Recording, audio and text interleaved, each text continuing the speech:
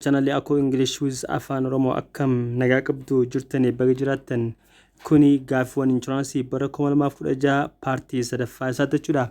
Hangamatti partiin ani dalagaa jiru partii communicative activity dha.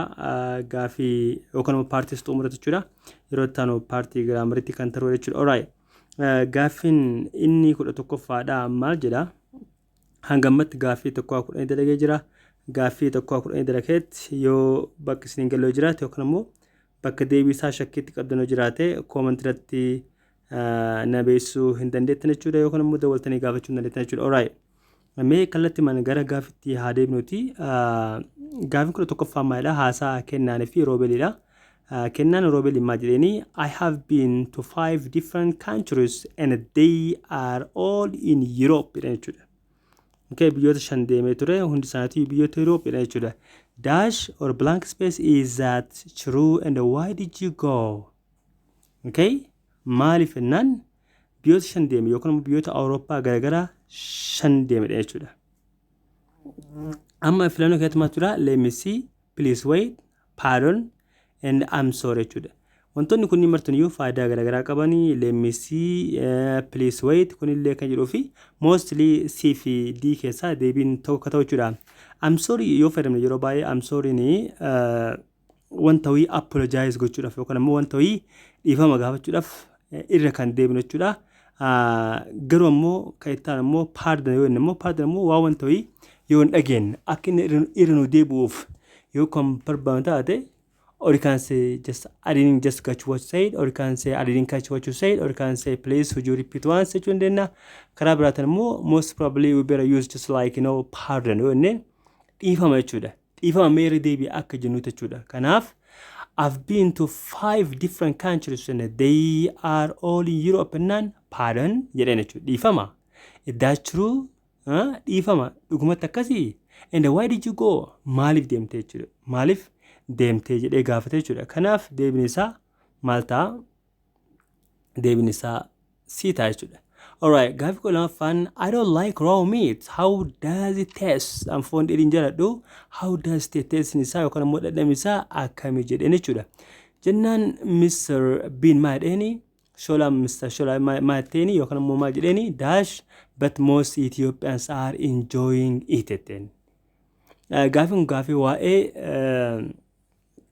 himoota afaan Ingiliffaa keessatti additional remarks kan jedhamu jira jechuudha. Additional remarks yaa viidiyoo YouTube irratti dalagee jira. Karaa lama affirmative fi negative jechuudha. Himni keessan affirmative ta'e deebiin keessan illee affirmative ta'uu qaba. Yoo immoo negative ta'e immoo negative maan ta'uu qaba jechuudha. Kanaaf himni kun maalidha? I don't like raw meat jedhee jira jechuudha. Kanaaf negative dha jechuudha. Kanaaf additional remarks isaa maal ta'uu qaba? Negative ta'uu qaba jechuudha. Kanaaf so do I, either do I kunni sirrii miti. Neither don't I jedhamu. Neither do I osoo jedhe osoo ta'e jiraate maybe akka tokko sirrii ta'uu danda'a garuu deebiin isaa sirrii kaminni ta'a jechuudha. I don't either jechuudha. Anillee jechuudha. Okay, I don't like raw meat. How does it taste? Okay, I don't either. Anis hin jaalladhu. But most Ethiopians are enjoying it. Garuu Itoophiyaanonni muraasni enjoy godhanii ta'ee fi jiraanii nyaatan jechuudha. Gaaffii 13ffaan maalidha? 13ffaan dash in your country jedheen. Tour guide madeni touristic gaafata. Tour guide jechuun kan guide godhu jechuudha.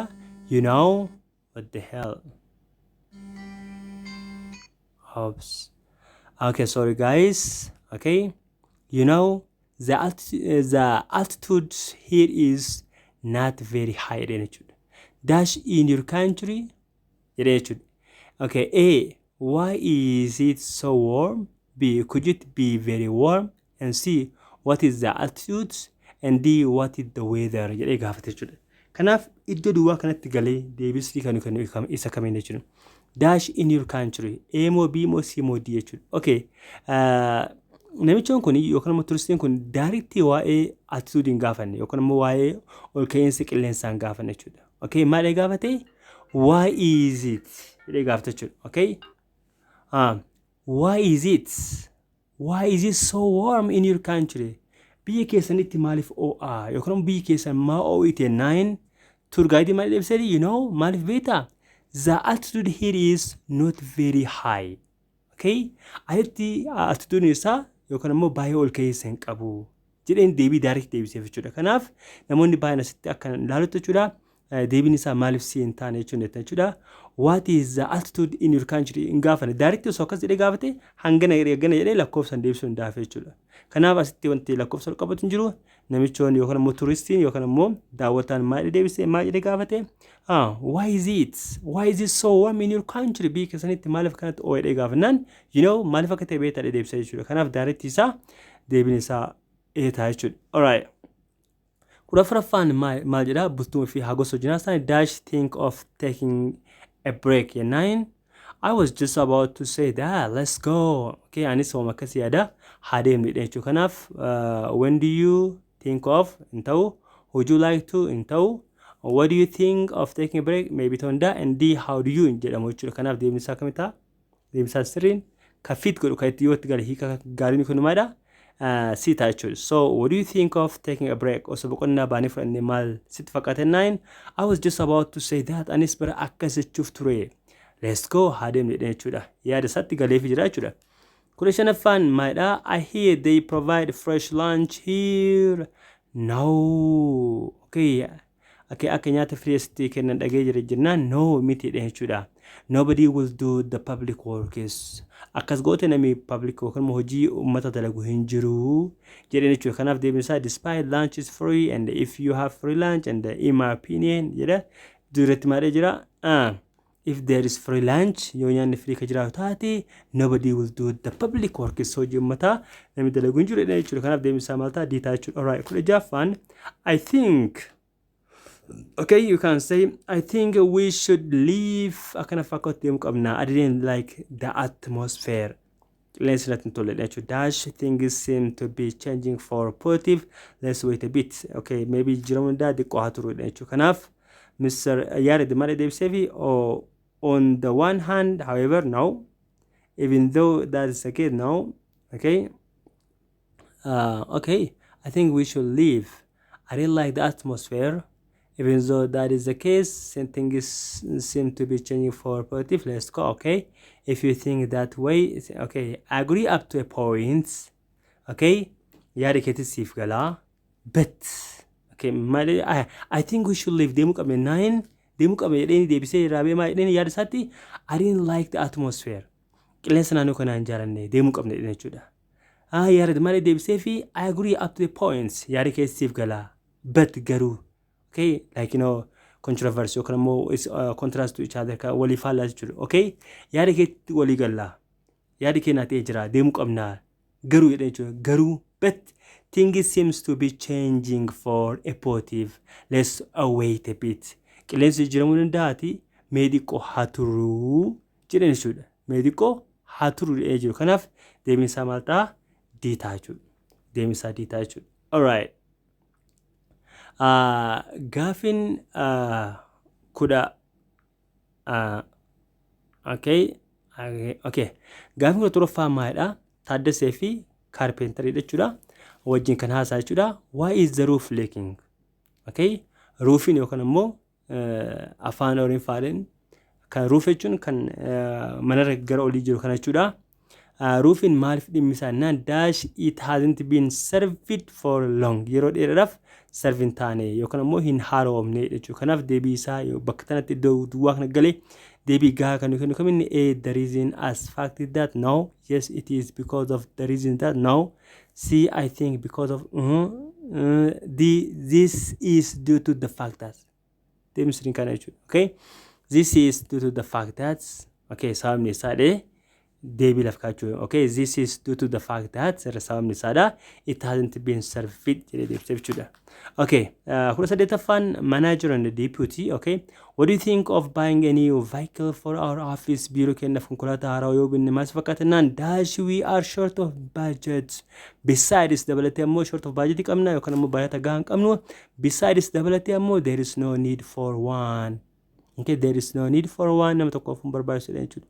Okay, to begin with, if you ask me, okay, I really feel and what I think is guys kunin hundiniju deebii fakkaata garuu akkanatti jechuudha.